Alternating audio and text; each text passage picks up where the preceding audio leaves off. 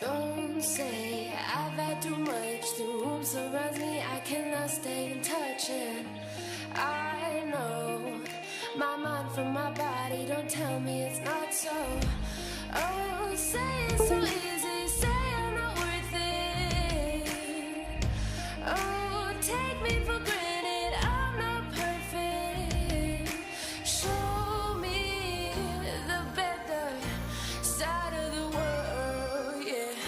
Play me, I tell you, I won't be pushed. Don't say I've had too much. The rooms around me, I do not give a fuck, yeah. I'm on the edge and I dare you to push me.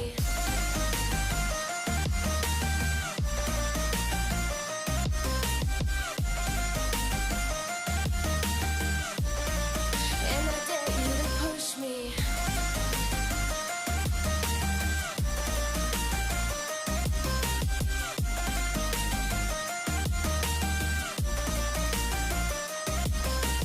Watch me dance in the rain. I may be crazy, but this feeling's insane. And I know I'm tripping. I only see black and blue.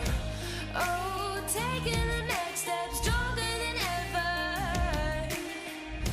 Oh, you broke me up now, but I'm still better. Show me the better side of the world, yeah. Play me, I tell you, I won't be pushed. Don't say I've had too much. The rooms around me, I do not give a fuck, yeah. I'm on the edge and I dare you to push me.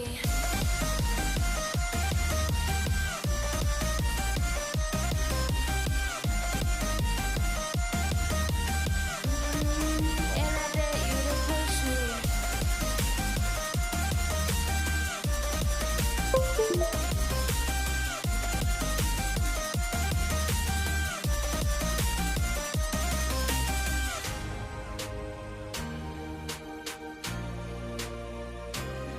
Yeah.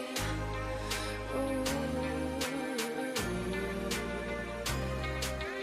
Don't say I've had too much. The rules around me, I do not give a fuck, yeah. I'm on. Hey everybody, happy Wednesday! We are kicking off our streaming week right now with part 1 of our stamped, sawn, and soldered pendant for whomever is watching, which is Corvus! Hi Corvus! The world is ending, oh no! Okay, the world can't end before the sale tonight because I've got fun stuff for you. Well, welcome to our Wednesday evening live tutorial stream. So this is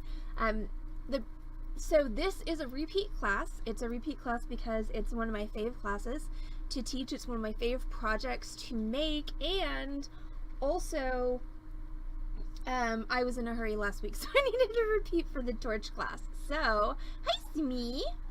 I love how it tells me I have one person watching, and that person's not even on Twitch, and yet, oh, because it did the thing.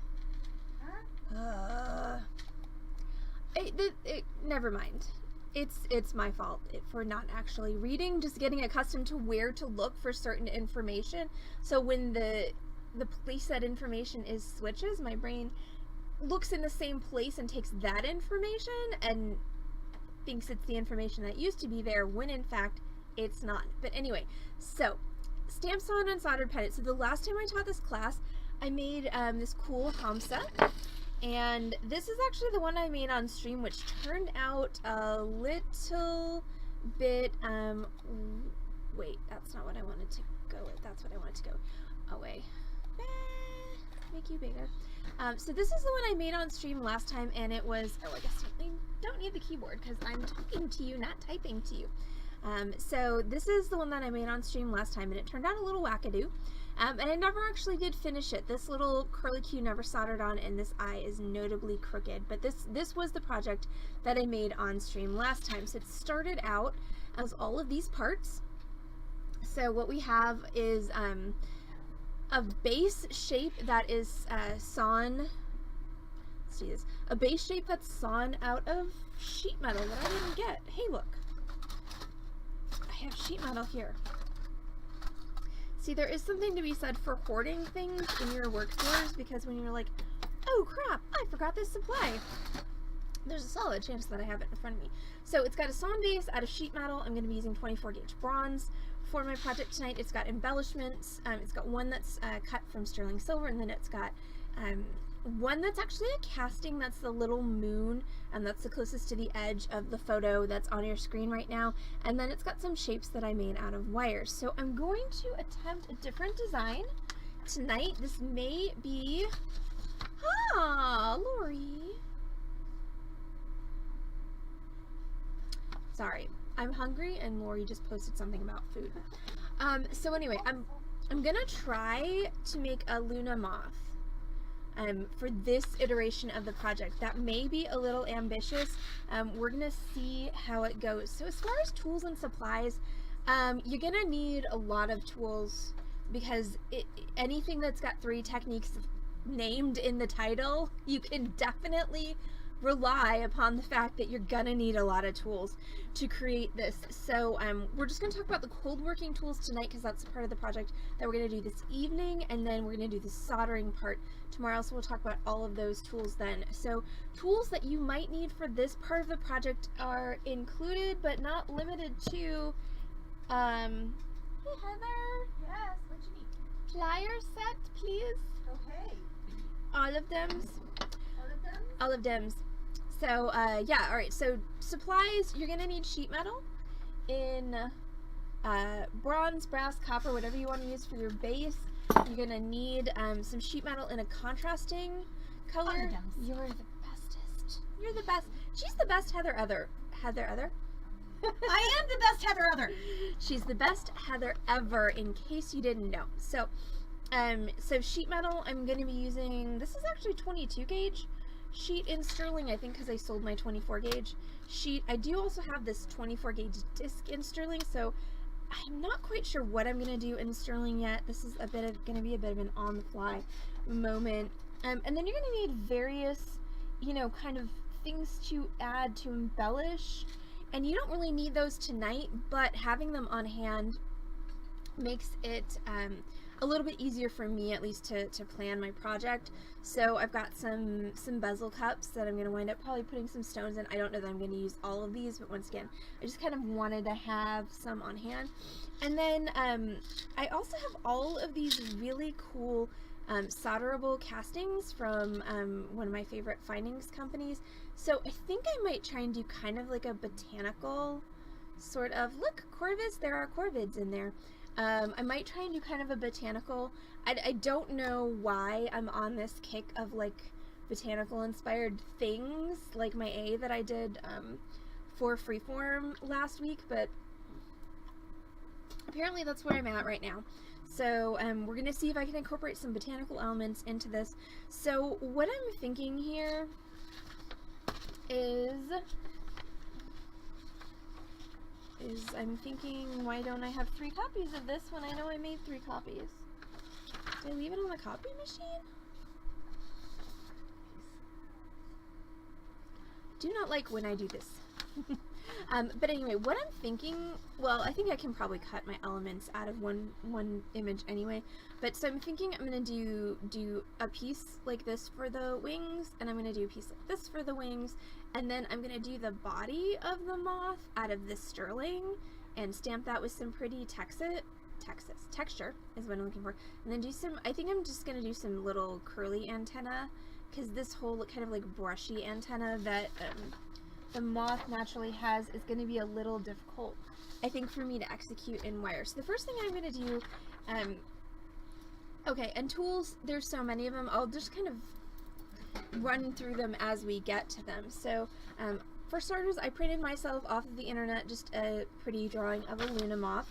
So I'm going to take my scissors and I'm just going to cut out all of the parts that I need templates for. So like I said, I'm gonna do the wings in 4 parts, 2 parts per wing, and then I'm gonna do a separate part for the body.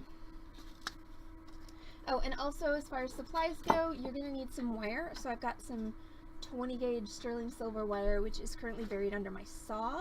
So I'm not going to grab that right yet because I'm going to create an avalanche, I think, when I do. So I'm going to start by just cutting this out. Also, this may be like total hubris on my part of trying to do something this complicated. So you never know, it might turn into an episode of Allison Screws Up on the Internet, though chances are that's gonna happen tomorrow night, not tonight. Where's the best place to buy metal sheets? Asks Corvus. Okay, there's a couple of factors that come into my mind when I'm buying metal sheets. Honestly, I buy all my metal sheet from Rio Grande, and I do that because even though they don't have the best prices on the internet on metal sheets, they're quick, they're easy. Usually I'm ordering other things from them so I can combine shipping, and so that is the best place for me to buy metal sheet.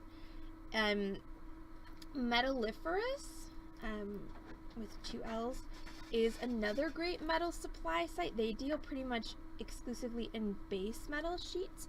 Beware, do not go on the Metalliferous site late at night. You will wind up with a 15-pound package of metal everything coming to your house before you even know it.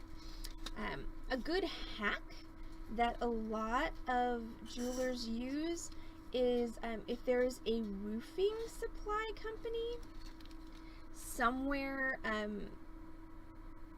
that's easily accessible to you, you can usually get brass and copper sheet from your roofing supply company at a very reasonable price. The problem is, for me, is you've got to find the roofing supply company, and then you've got to go to the roofing supply company, and as far as my schedule goes, that's just not workable for me.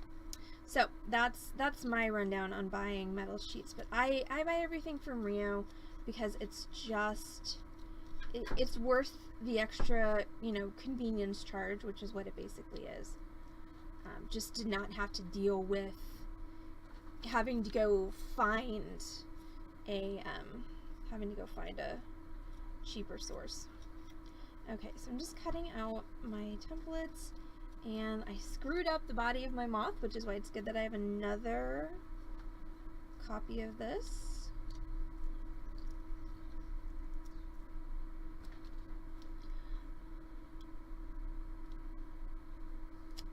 Also, how's everybody doing? It's been a weekend since I've seen you all, and a couple of days, so I hope everyone is doing well wherever you are this evening.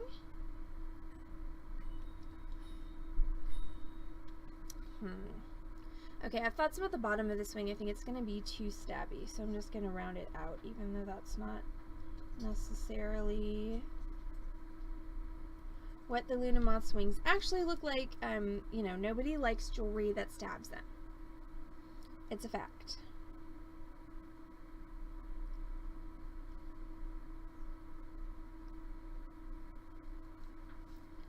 Okay, so there are those two. Alright, so I've got my wing templates are cut out, and I need to grab the body template from this, and I think I need a writing implement.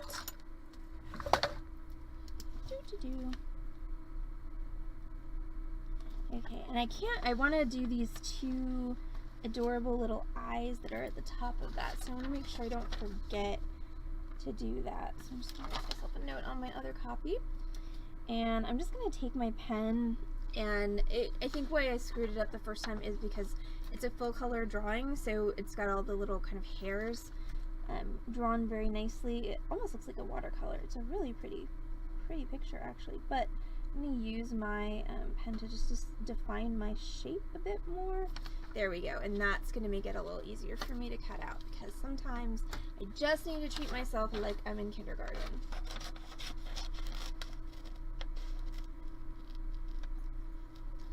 So that little body part that's shaped like a teardrop that I just made is what I'm going to do out of silver, and then I'm going to do the rest out of the bronze with the silver wire accents. Okay, so now we're going to cut some metal. So when you're cutting metal with a saw, you need a couple of specific tools. For that, of course, you need... Oh! I'm sorry, Corvus, that sucks. But Lori, I'm glad you got a haircut. That's exciting. New hairs are always good. My hairs are back today because it was raining cats and freaking dogs when I left the house this morning. And I knew that any attempt to have my hair down today would end in dismal failure. So this is a jeweler's saw. I have a 2/0 saw blade loaded into my jeweler's saw. Jeweler's saws are like stringed instruments in that they don't work unless there is tension on the blade. So I'm just going to go ahead and compress. Let's see if I can actually get my camera to show you this. Nope. Oh, right. Also, I was cleaning my office and I finally found the missing mount for this camera. It would have been nice if I had remembered that before the stream, but you know, you can only expect so much from me. So what I'm going to do is I'm actually going to compress the saw frame, and you can see how that bows my saw blade. And then what I'm going to do is just loosen this top screw, let my saw blade feed into that little receptacle, and then twist this tight, let go of the tension, and then what I should have is I should have a saw blade that sings. Ooh, that... Okay, this is what happens when you try and do these things on camera. That's the sound you want, okay? You want ping, not thunk. Those are different sounds, trust me. Okay, so I've got my saw frame loaded with my saw blade. Now I'm going to set up this. This is a bench pin. This is a clamp-on bench pin because I don't have a permanent jeweler's bench, so these are nice because you can just clamp them onto whatever surface you happen to have available. And after I do this, I'm going to try and adjust my cameras and my lights just a bit. So if you get seasick when I adjust my cameras, just, you know, look away for a moment. Alright, so I want the camera to be able to see my bench pin. And I want there to be light on my bench pin like that. Come on, just stay. Just stay. Stop swinging. Thank you. Okay, so this is my bench pin. This is what I'm going to use to cut my metal. The reason that bench pins are amazing is because they allow you to support the metal from both sides, and when you're sawing, that is incredibly important, because if you can't support your metal from both sides, you're going to break a lot more saw blades than is actually necessary. So I'm just going to chop myself off a small piece of my sheet metal here, and I'm doing that with a metal shears. If you do a lot of working with sheet metal, a good metal shears, Corvus, is something that's important to have in your workstation. Okay, so now I'm going to do a great little trick that I learned from my first fabrication instructor, which is I'm going to take some rubber cement. This is just straight up Elmer's rubber cement. And what I'm going to do, are these the same eyelash extensions? I filled them, I've lost a couple, so I filled them in a little bit. So they're probably about, I would say 70% the same eyelash extensions as last week. So I'm going to take my rubber cement, and I'm just going to take the back of each piece of paper that I cut out, and I'm just going to rubber cement that, and I'm going to stick it down onto my metal. And so what the rubber cement is going to do is it's going to hold my pieces down on my metal so I can cut them, but it will come off cleanly. And I do want to kind of burnish it down, so I want to give it a little bit of pressure there. And we're going to do that with all 4 of my pieces. Yeah, sometimes we crafty people have to learn the hard way. It's unfortunate. I don't know why we were built like that, but I know that a lot of us are.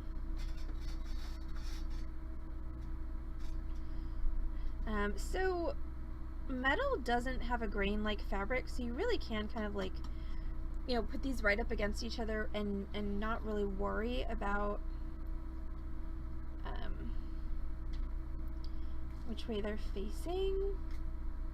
And I'm definitely not making the most efficient use of my metal here, but it is what it is. Fresh rubber cement is very drippy.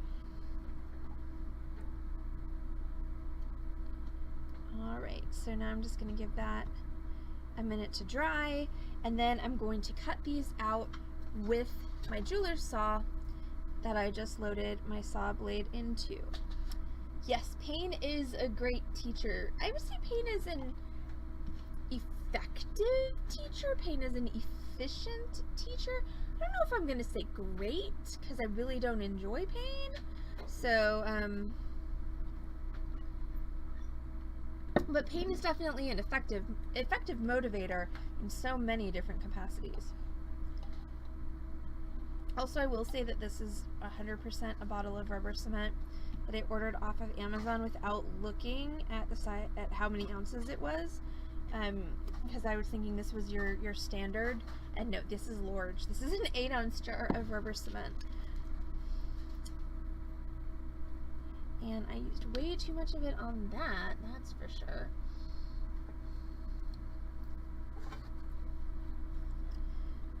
So Corvus, I still have not used my micro flower press because my garden is just finally starting to bloom, and I keep cutting the flowers and giving them to my mother. So I haven't done anything in the microflower yet. It's just sitting there on my work table staring at me and taunting me with my failure to use it. Okay, so let's talk for a second about sawing. So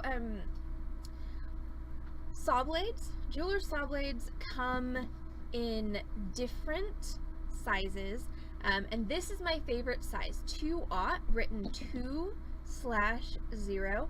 So it's basically 2 sizes smaller than 0, and it's a really good kind of all-purpose saw blade size. It works for almost all of your metals. Anything from 26 gauge all the way up to 20 gauge, it's going to be great for. So as a person who has a very cluttered workspace and has trouble keeping track of specific tools, I have not murdered.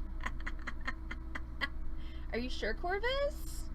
What do you call it when you put them in the microwave if not murder? I mean, I think, you know, you put a baby in the microwave and they're going to say you murdered it, so why is it different for the plants? Sorry, that was awful dark for the tutorial stream. I should have saved that business for the sales stream, which, by the way, I forgot to post on social media.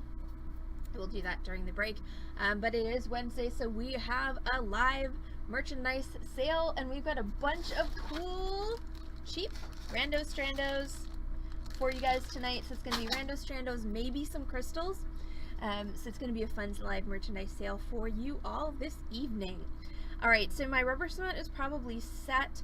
So I'm ready to saw. So I've got my saw blade loaded. It's a 2/0 saw blade. And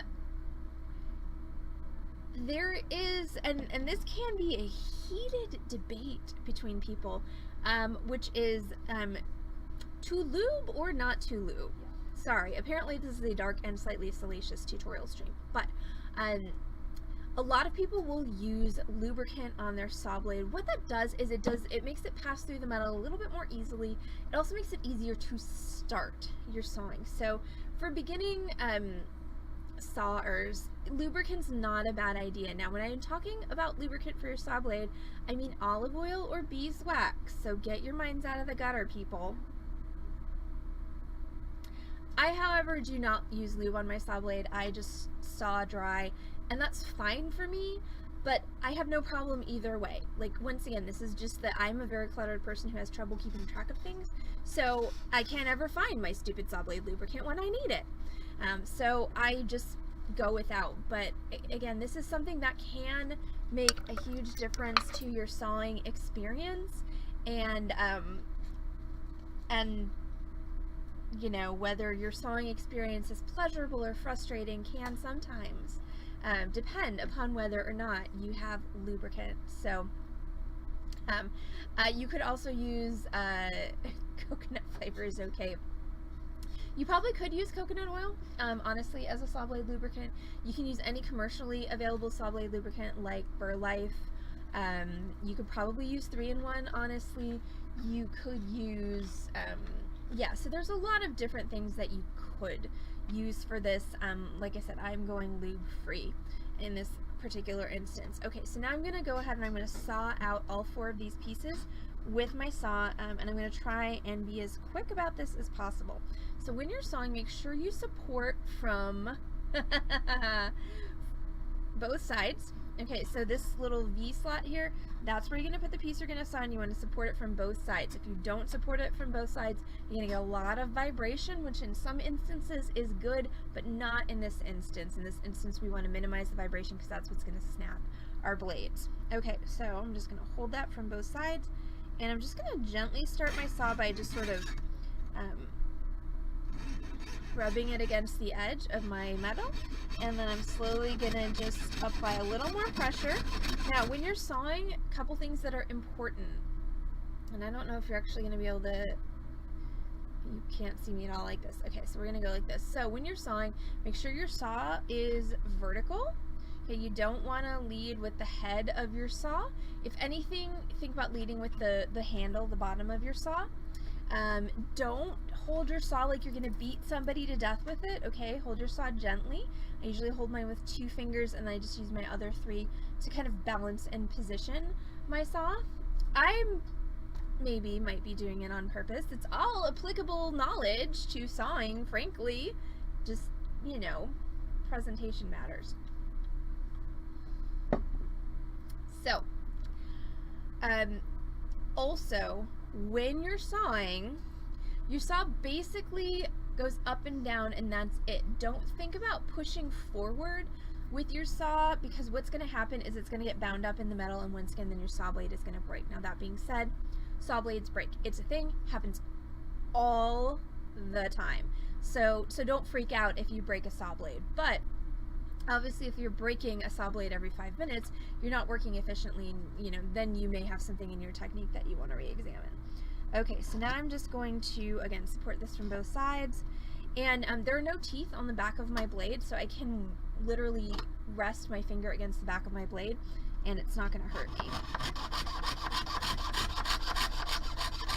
Now, the key to speed when you're sawing is using the entire length of the blade. So a lot of people, when they begin to saw, they're real hesitant, and they'll just go like this, and it takes forever to get anywhere. So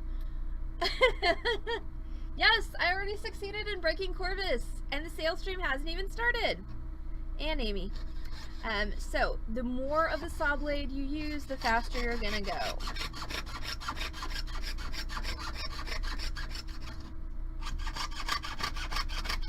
The longer the thrust, the shorter the ride? I don't know. You're right, I am doing it on purpose. Oh there, hey look, if I use that adjustment, it'll stay. Okay, I realize it's a little out of focus down here, I'm sorry about that. This is one thing I can't really raise up.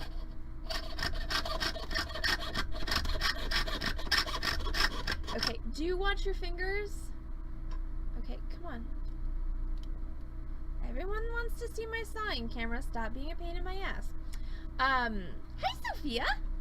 So, do watch your fingers on the front side of the saw blade, okay? I've given myself some nasty cuts. Not paying attention to that. So, you know, do be aware that this side of the saw blade can cut you. This side of the saw blade, really the worst it can do is give you kind of like a friction burn.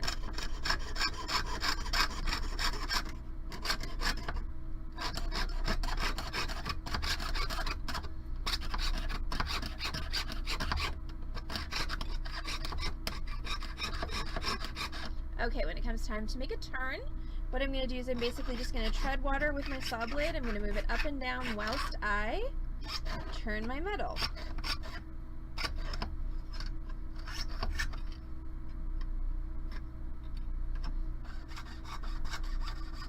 And then I'm ready to go in my new direction.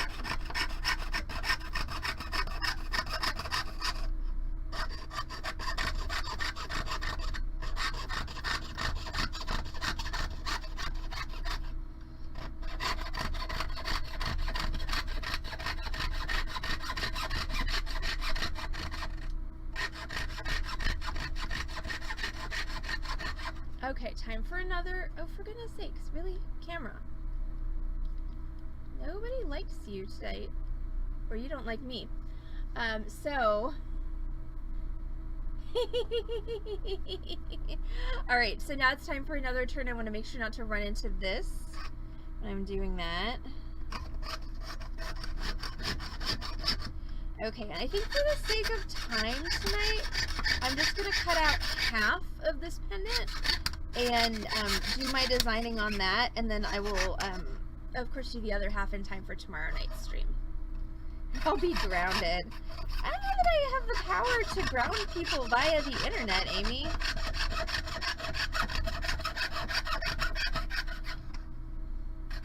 I mean, I guess I could ban people from the stream, but that wouldn't be any fun.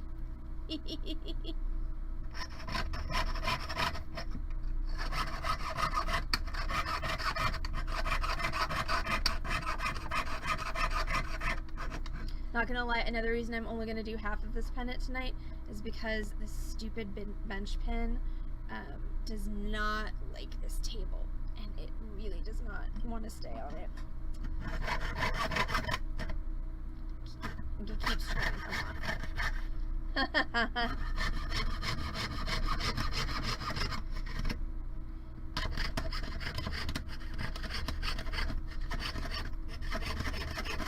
Alright, so be extra careful when you're coming to the end of your cut with the finger that's in front of the blade. Move it away, because your blade, when you reach the end of your cut, is going to jump. Right? Because all of a sudden it will have no resistance, and it's going to jump forward just like that. See how that hit my bench pin? If that had been my finger, that would have been my finger. Not good.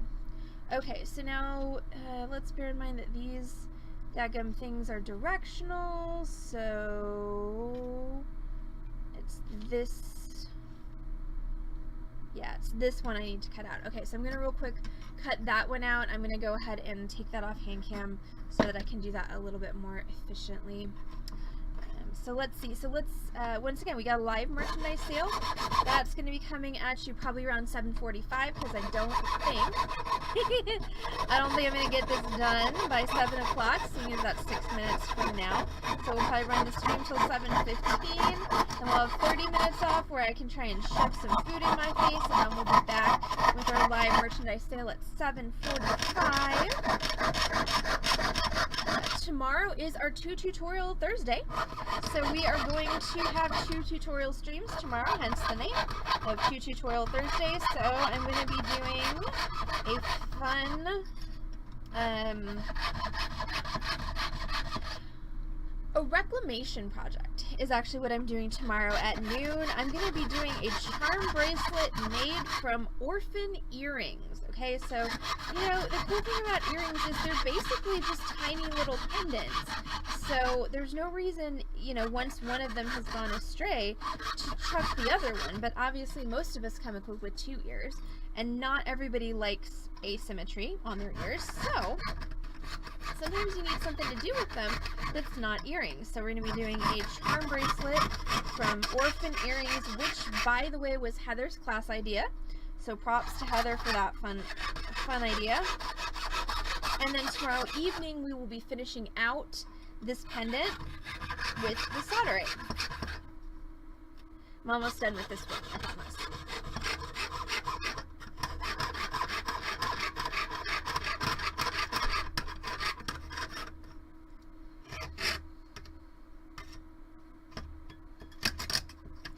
Alright, so I have half of a moth cut out. I will cut out the other half of the moth tomorrow before the stream.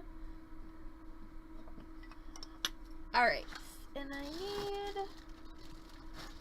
need so many things, but right now, ouch, I need a block.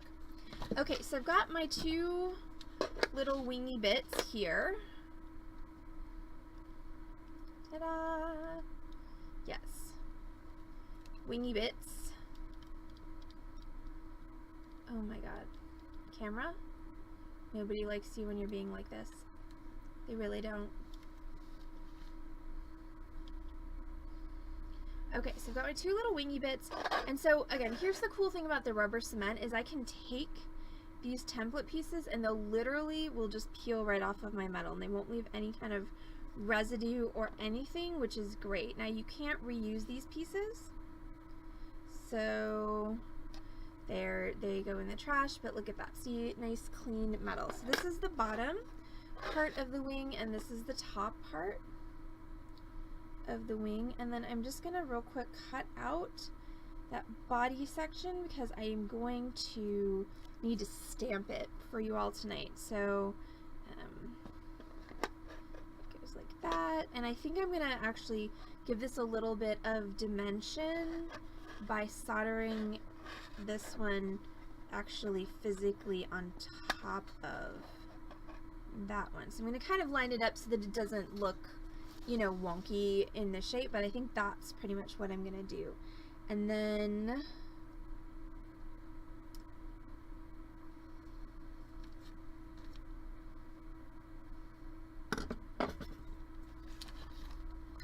I may have lost my little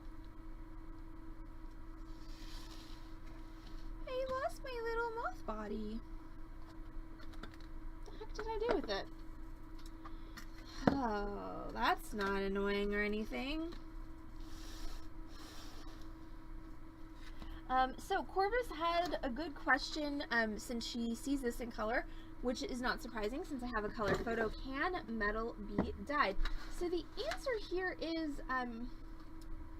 metal can be colored in a variety of ways. You can use patinas to color metal, which are basically, you know, chemicals that you put on the metal to cause the surface of the metal to react and turn a certain color. You can use alcohol inks on metal. That tends to be a little unpredictable, but if you just want kind of that watercolor effect, alcohol ink is probably the best way to go. You also can, I've got one more on the copy machine, so I'll be right back.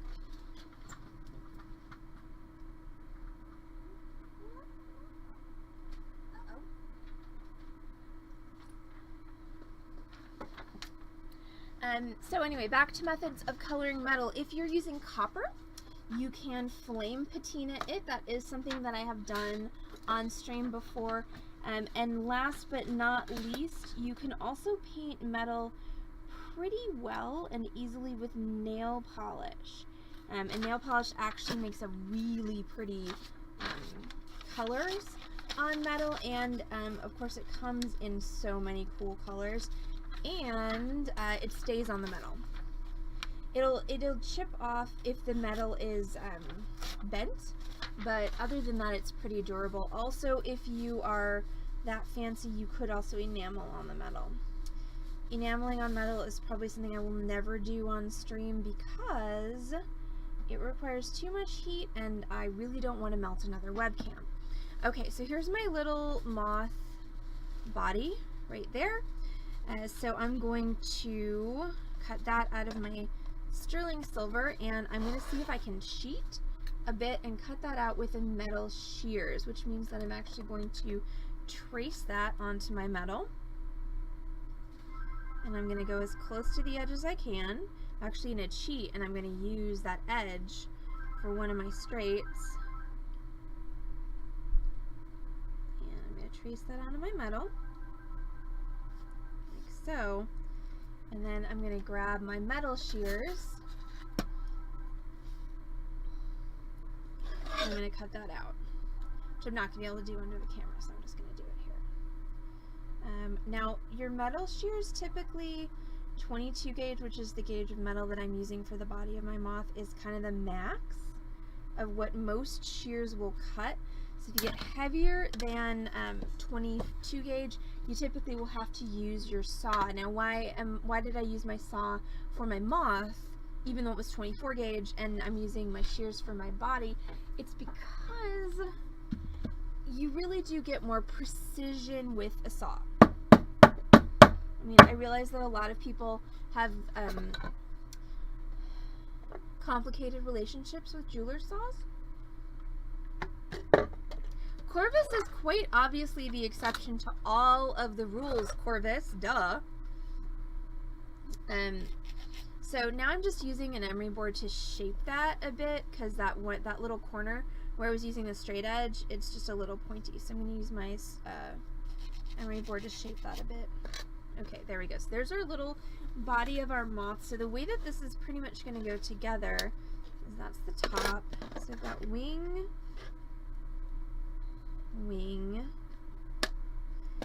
and then moth body is going to go on top of all of that. So it's going to get soldered on top of all of this metal. So what I'm going to do is I'm going to take this moth body and I'm going to texture it to kind of mimic a stylized version of like the little hairs of, hey look, it's my camera, the little hairs of the moth. So I've got, as far as stamping tools go, I've got my bench block, and I've got just a little household hammer. This is actually one of my favorite stamping hammers. It's just a little tack hammer.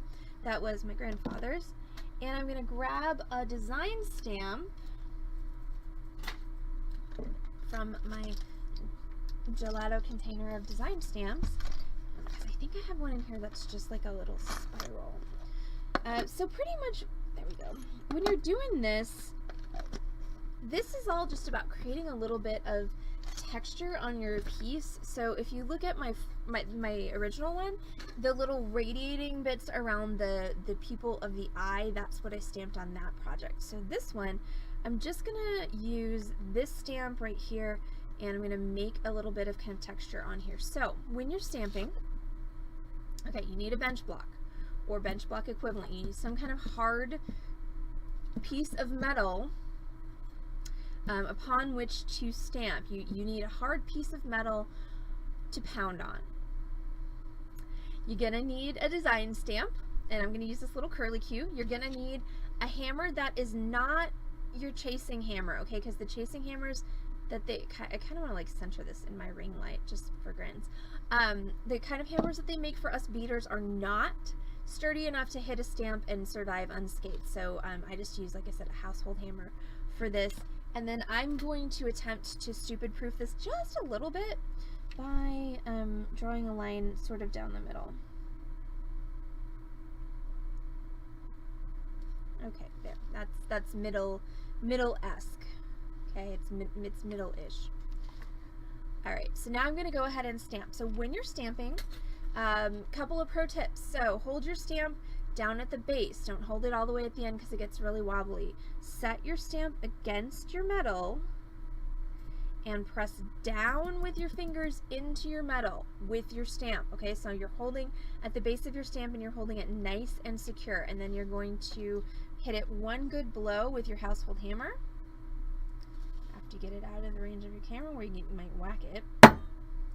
And if you hit one good blow, then what you're going to do is you're going to get an impression of your stamp on your metal. Now, here's the fun thing is I wonder if I have this stamp in reverse.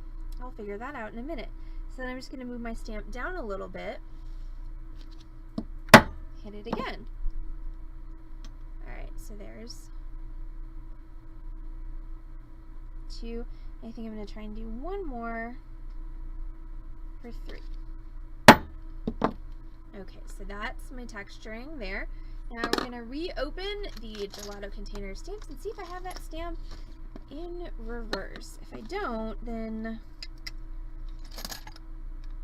I'll do something else.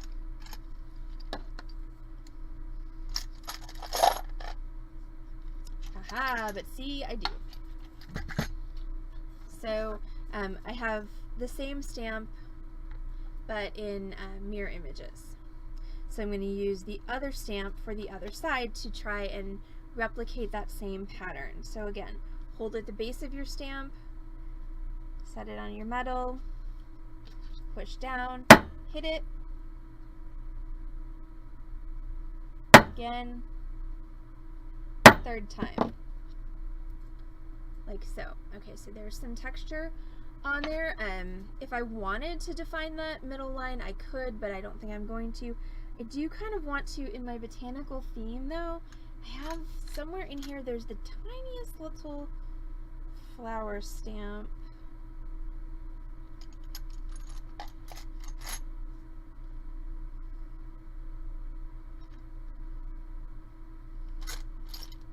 There it is.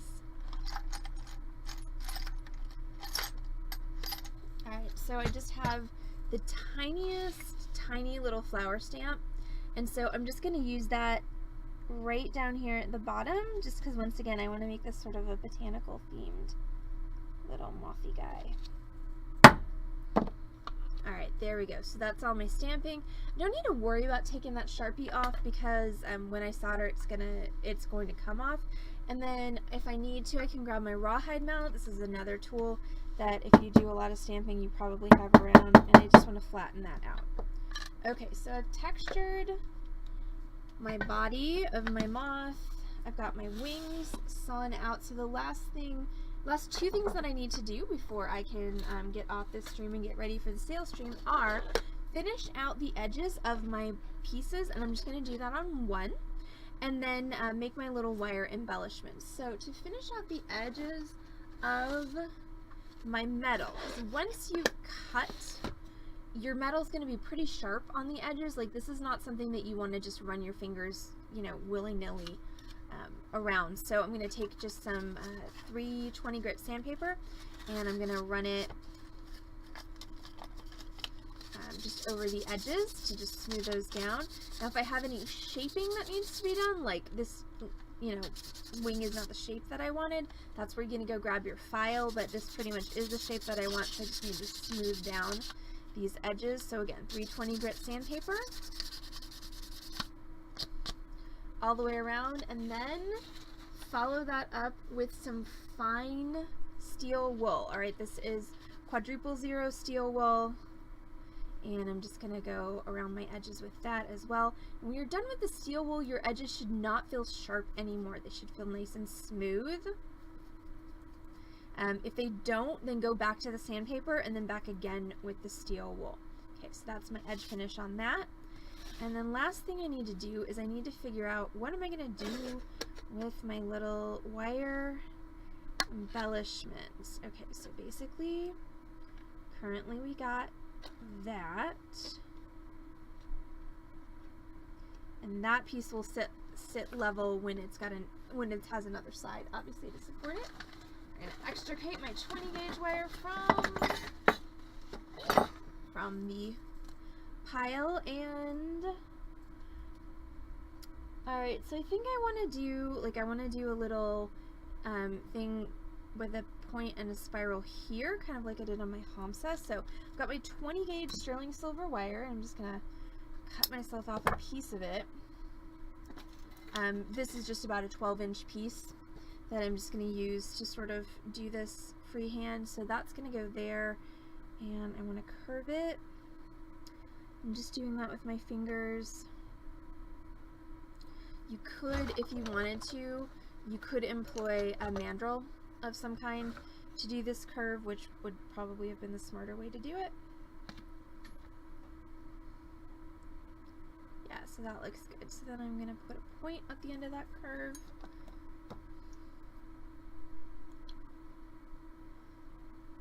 So I just do that with my chain nose pliers, and then I'm going to trim this down to about 1/2 inch, and then I'm going to spiral it in.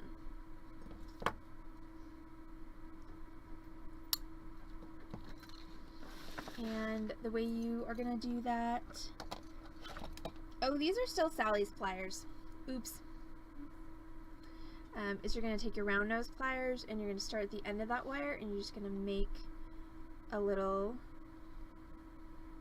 loop like so, and then grab your chain nose pliers and finish bringing that loop in so you have a little spiral. And in my head, that's gonna go right there. So I need to pound it flat, but so that's a fun little accent. So I think I want to do the same thing here, make another curve with a more typical spiral, so without the corner. So una mas with the mandrel.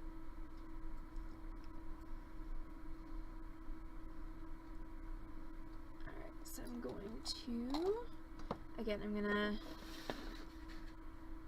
I want this spiral to be a little bit bigger, so I'm going to trim that off so I have about an inch, but I'm going to work it the same way. So I'm going to start with my round nose pliers at the very end and just roll that around like so to make a loop, and then I'm going to grab my chain nose and I'm just going to continue pulling that around to make my spiral.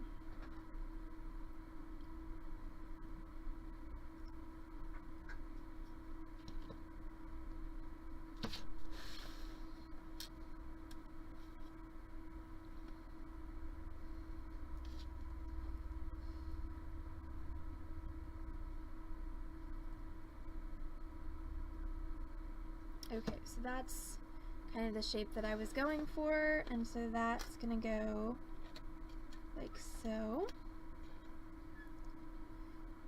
And I have to pound those flat, but I'll use a tweezers to position that tomorrow.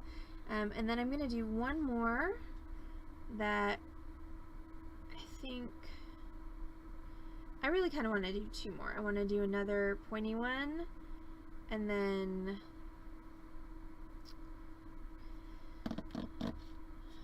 not completely sure what I want to do down here.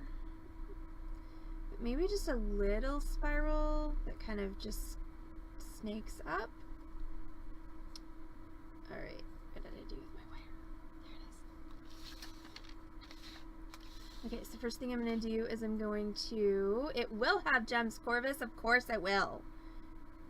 Alright, so I'm going to do one that goes across there with a little spiral. Alright,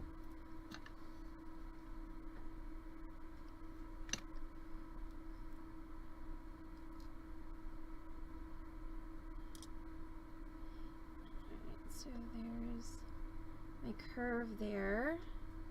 Again, I'm going to make my point. So this one's actually almost a reverse. Trim that off.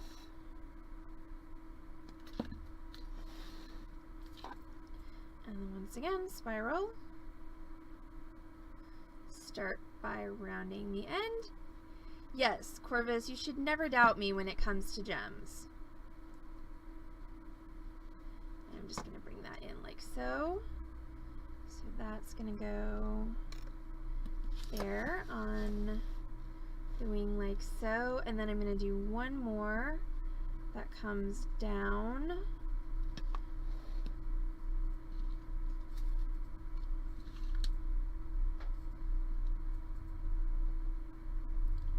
And I think ends in a little tiny spiral at the bottom. So that's just actually going to be me utilizing the curl of the wire to make my spiral. So again, start with a little loop like so, and then roll it up. And I don't think there's room really for much more than that, so I'm probably gonna have to cut this end. Yeah.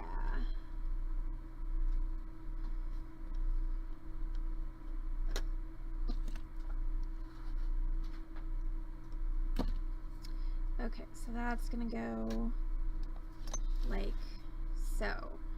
Alright, this is the little body of my mothy guy, which I'm just gonna set there for now. Okay, so then, yes, gems, castings, and lethal eyeballs, which I wonder, oh, I wonder if I can do this for the little eyeballs. I wonder if I can do, this may not work, so I'm not going to show it to you until I know it works.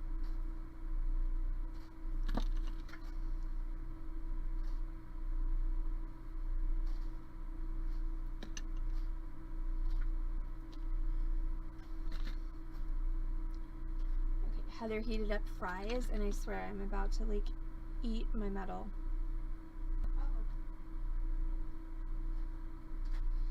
Okay, so I'm thinking that I could do that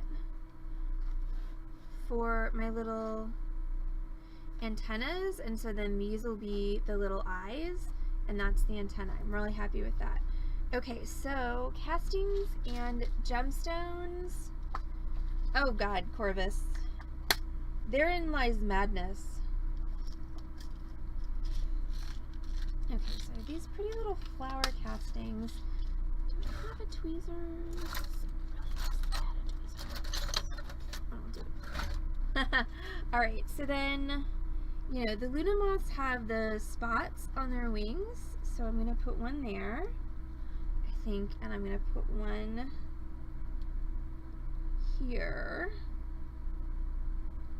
Actually, I think I'm just going to put one up there. So that's going to be a stone, and then I've got these really pretty little flower castings that I think I might try and add down here.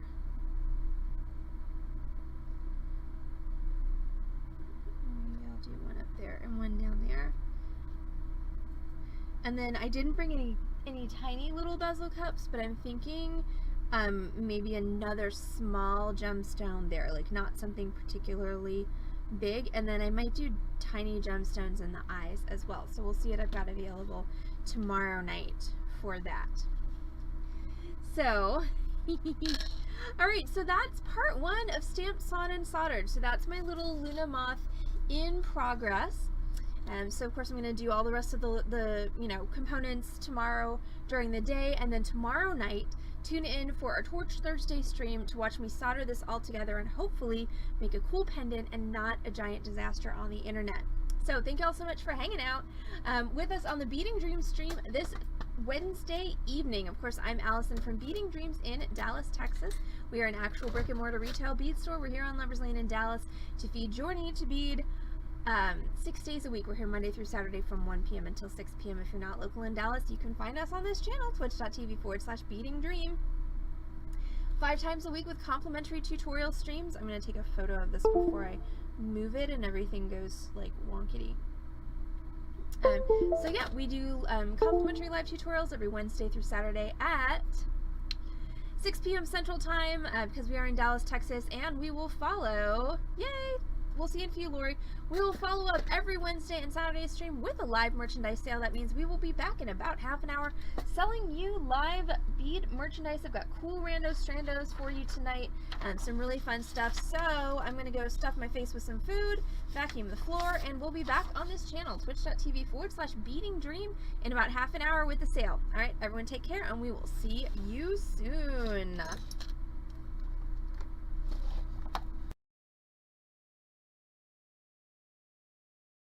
The edge, and I dare you to push me.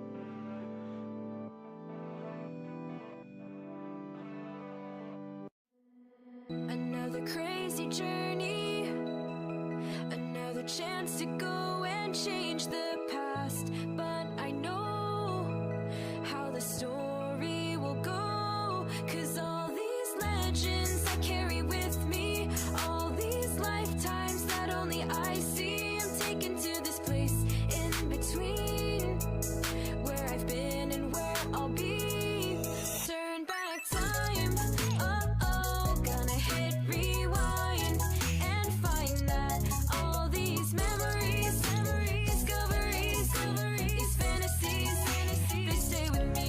Turn back time, oh, gonna hit rewind, remember all the tales of all the people that I meet, 'cause I have to leave them all behind and then repeat. Don't forget this pain and regret, so I can learn from the tragedy and change the course of this history. Move through time, oh,